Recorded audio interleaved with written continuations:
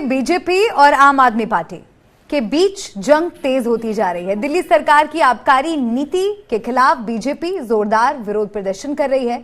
BJP deputy CM Manish Sisodia के इस्तीफे पर अड़ी है। हंगामा बढ़ता जा रहा है। दिल्ली में उपराज्यपाल ने शराब नीति को लेकर जांच के आदेश दिए हैं। उपराज्यपाल को मिली शिकायत के बाद जांच के आदेश दिए गए हैं। शिकायत में शराब के लाइसेंस देने में गंभीर अनियमितताएं सामने आई है।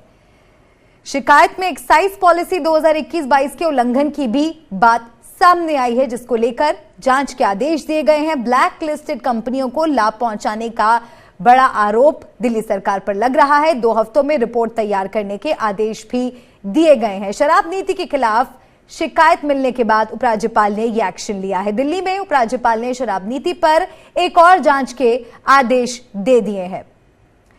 तो किस तरह से दिल्ली से लेकर गुजरात तक दारू पर बवाल मचा हुआ है। सबसे पहले हम दिल्ली की बात कर रहे हैं और आपको बड़ा अपडेट दे रहे हैं कि किस तरह से दिल्ली सरकार पर शराब नीति को लेकर सवाल उठ रहे हैं। आगे बढ़ने से पहले एक रिपोर्ट आपको दिखाते हैं, फिर हमारे सहयोगियों के पास चलेंगे और ज्यादा जानकारी उनसे लेंगे। रिपोर्ट देखिए।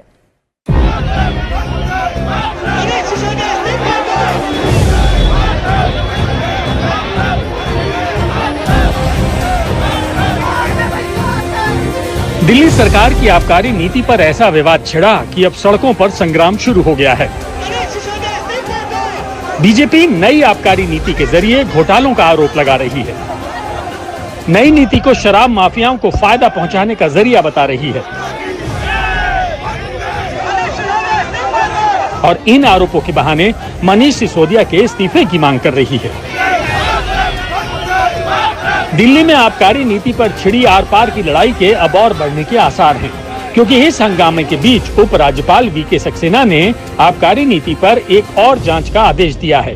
यह आदेश आबकारी नीति पर नई शिकायत के बाद दिया गया। उधर सीबीआई जांच के आदेश के बाद से ही आम आदमी पार्टी उपराज्यपाल के फैसले पर सवाल उठा रही है। इसे बीजेपी की साजिश बता रही है।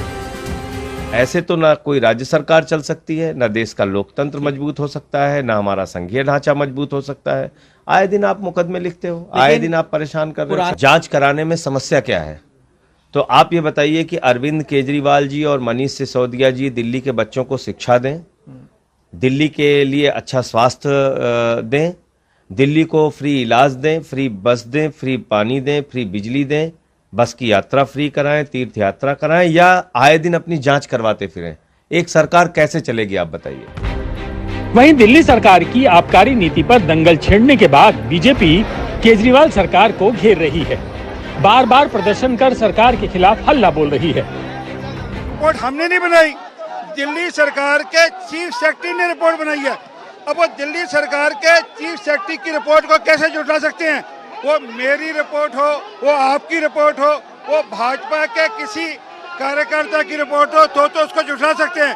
दिल्ली के चीफ सेक्रेटरी की रिपोर्ट कैसे रखते हैं? और दिल्ली का चीफ सेक्रेटरी कोई ऐसे डॉक्यूमेंट साइन नहीं करेगा कल जिसको उस पर दिक्कत आए। इसलिए जवाब तो इनको देना पड़ेगा और इस्तीफा देना पड़ेगा। और मेरी बात नोट कर लीजिए, ये शराब का शराब, पानी का पानी होकर रहेगा। आम आदमी पार्टी दिल्ली सरकार पर लगाए गए हर आरोपों को गलत बता रही है।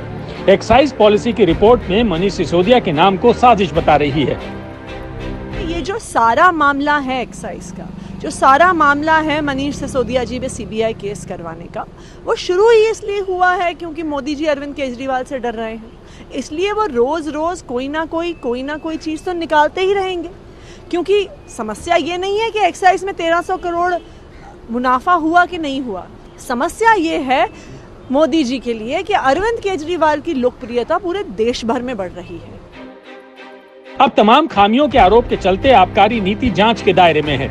अब लाइसेंस बांटने के तरीकों की जांच होगी, शराब माफियाओं को फायदे के आरोपों की पड़ताल होगी और इस बहाने दिल्ली बनाम केंद्र की लड़ाई और तेज होगी। दिल्ली से पंकज जैन और सुशांत मेहरा के साथ आज तक ब्यूरो।